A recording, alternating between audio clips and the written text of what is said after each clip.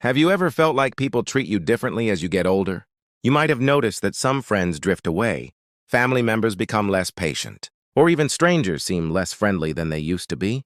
It can be frustrating, even painful, to feel like you're being pushed aside, especially when you know you still have so much to offer. But what if I told you that some of this might not just be about them, but about you too? In this video, we're going to talk about 6 things that can make people start resenting you after 70s. These are subtle habits, behaviors, or attitudes that over time can create distance between you and the people you care about. But here's the good news. Once you recognize these patterns, you can change them, strengthen your relationships, and continue being someone others genuinely enjoy being around. Stay with me until the end because understanding these 6 things could make all the difference.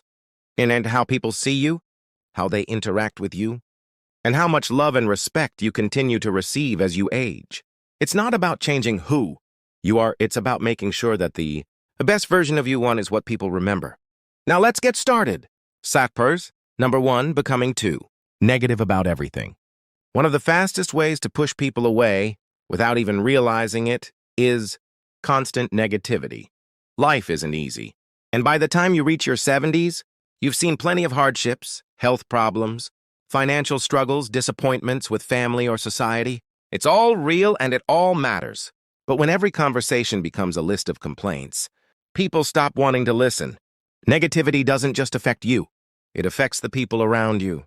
If every visit with your kids turns into a discussion about how bad the world is, or every conversation with a friend turns into a session about how much you dislike modern life, people start associating your presence with frustration instead of joy. It's not that your feelings aren't valid, it's that constantly focusing on what's wrong can make others feel drained. And over time, they may start avoiding interactions altogether. Think about it. Do you enjoy being around someone who only talks about what's wrong?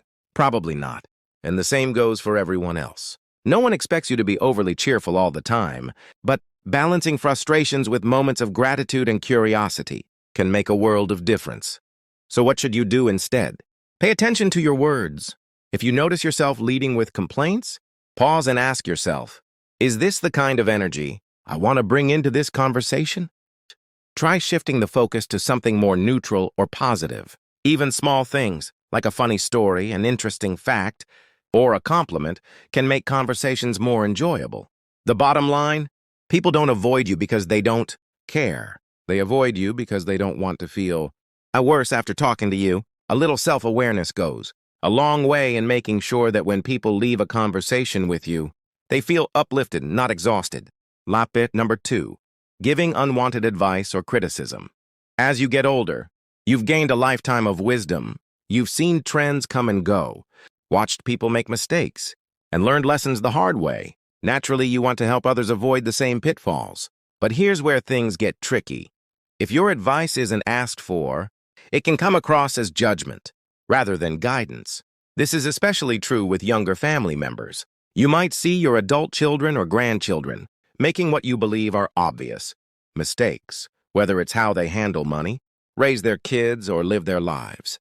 And when you step in to correct them, even with the best intentions, they often hear it as criticism, not concern. It's not just family, this happens in friendships too. Telling a friend they should eat healthier, stop wasting money, or get out more might feel like you're helping. But to them, it can feel like an attack. No one likes to feel like they're being lectured, even if the advice is good. And when people start associating conversations with you as being full of corrections and critiques, they begin pulling away. So what should you do instead? Or wait until you're asked. If someone genuinely wants your advice, they will ask for it. And if they don't, it's often best to let them figure things out on their own. This doesn't mean you can't ever share your thoughts. It just means doing it in a way that respects their independence. A simple rule: ask before advising. Instead of saying, "You really shouldn't be eating that," try, "Are you interested in some tips I've learned about healthy eating?" If they say yes, share. If they say no, let it go. It's a small shift, but it can make a huge difference in how people perceive you. The bottom line, people don't avoid advice because they don't care. They avoid it because they don't want to feel judged. When you offer guidance in a way that respects their choices, you become a trusted voice, not a source of frustration. Continued with the same punctuation emphasis for the remaining points. Final thoughts. Getting older doesn't mean losing the people around you, but sometimes, without realizing it, certain habits can push people away. The good news? Once you recognize these patterns, you have the power to change them. We've talked about the dangers of 1. Constant negativity, 2. Giving unwanted advice, 3. Refusing to adapt or expecting too much from others, 5. Getting stuck in the past, 6. And not respecting boundaries. These things can slowly create resentment, but the moment you become aware of them, you can start making small changes that bring people closer instead of pushing them away. Here's the key takeaway. Relationships thrive on respect, appreciation, and balance. People want to spend time with those who make them feel good, valued, and heard. And no matter how old you are, you can be that person. Now, I'd love to hear from you. Which of these 6 points stood out to you the most? Have you ever experienced someone pulling away and now you realize why? Leave a comment below. I read everyone, and your thoughts might help someone else going through the same challenges. Thank you for joining us today. We'd love to hear from you.